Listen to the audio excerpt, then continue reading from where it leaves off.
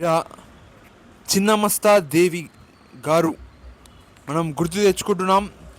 ఎందుకంటే ఇక్కడ movie director SS Rajamouli గారు ప్రతి సినిమా హిట్టే. దాదాపుగా 12 సినిమాలు ఏమో తీసినట్టున్నాడు.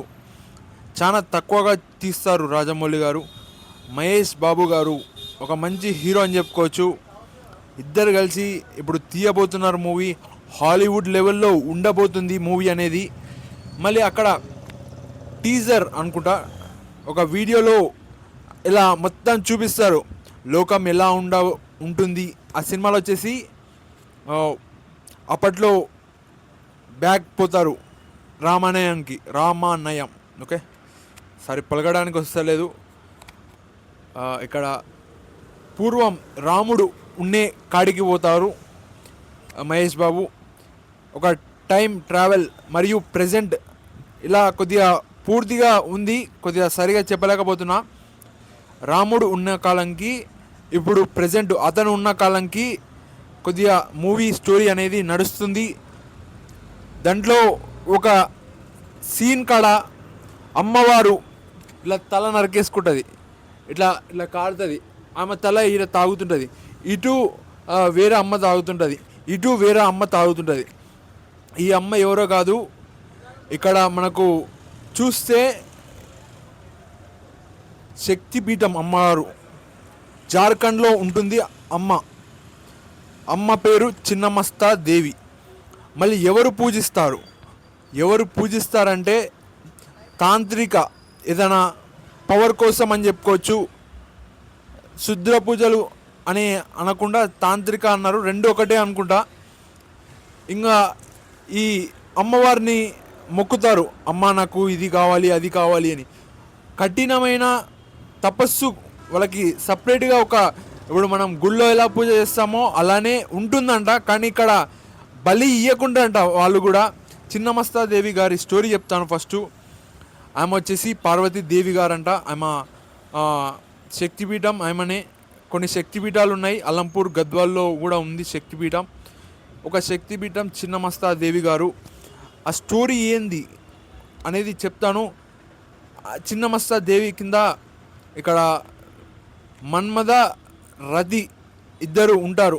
మన్మథ అంటే లవ్ అంటారు మన ఇంగ్లీష్లో, ప్రేమ. ఇంకా రతి అంటే ఆపోజిట్. ఇది కొద్దిగా క్లియర్గా ఉంటుంది యూట్యూబ్లో, మీరు చూడాలనుకుంటే చూడండి. ఇంకా వాళ్ళు కింద ఉంటారు సేమ్. మళ్ళీ ఒకసారి ఆమె కాలు కింద ఉంటారు. ఎందుకు నరుక్కుంటుంది పార్వతీదేవి గారు ఒక తాన్ల నుంచి వస్తుంటుంది. ఆగండమ్మా కొద్దిగా టైం పడుతుంది, మీ ఆకలి నేను తీరుస్తాను అని చెప్తుంది.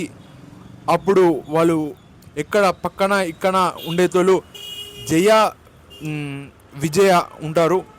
వాళ్ళ పేర్లు దేవత పేర్లు, ఇంకా వేరే పేర్లు ఉన్నాయి. డాకిని వర్ణిని వీళ్ళు ఉంటారు.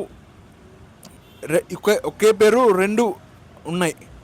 ఈమె పార్వతీదేవి గారు ఇలా తల నరికేసుకుంటారు వీళ్ళ ఆకలి తీర్చడం కోసం. ఒక శంప జయ, ఇక్కడ శంప విజయ గారు తాగుతారు అమ్మవాళ్ళు. ఈమె తన ఫాలోవర్స్కి ఆకలి తీర్చడానికి తల నరుక్కునేటట్టుగా ఒక అవతారం అని చెప్పుకోవచ్చు. ఇక్కడ ఈ చిన్నమస్తా దేవి స్టోరీ ఏంటంటే స్టార్టింగ్ నేనే అమ్మవారు, ఎండింగ్ నేనే. ఇంకా వివరంగా చెప్పాలి కుదరట్లేదు, కొద్దిగా రీసెర్చ్ చేసి చెప్పాలి. లైఫ్కి స్టార్టింగ్ నేనే, ఎండింగ్ నేనే అని చెప్పేటట్టుగా కాలు కింద మన్మథ రతి అంటే వాళ్ళు కొద్దిగా కంట్రోల్లో ఉండాలి. కోరికలు, ఓకే, లస్ట్ అంటారు, కామం అని అంటారు తెలుగులో. అది కంట్రోల్లో పెట్టుకోవాలి. మరియు అంతా నేనే కారణం అనేటట్టుగా ఒక కథ అని చెప్పుకోవచ్చు.